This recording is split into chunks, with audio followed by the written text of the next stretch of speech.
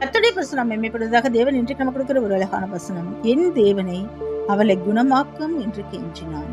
ஹல்லேலூயா. மோசே பாருங்க, எல்லா ஜெபத்துக்கும் தேவன் பதில் கொடுத்தார்.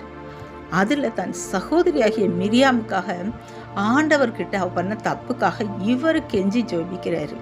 அப்படி ஜெபிக்கும் போது ஆண்டவர் ஒரு வாரம் வெளியில இருக்கட்டும், தகப்பன் தண்டித்தது போல இருக்கட்டும்னு சொல்லிட்டு ஒரு வாரம் கழிச்சு நான் மறுபடியும் சுகமாக்குவேன். ஏன்னா அந்த நாட்களில் குஷ்டரோகம் அப்படின்னாலே கடைசி வரைக்கும் அவங்க அதிலே இருந்து இறந்து போயிடுவாங்க. உள்ளுக்குள்ளே பாளையத்துக்குள்ளே சேர்க்கவே மாட்டாங்க, ஊருக்குள்ளே சேர்க்க மாட்டாங்க.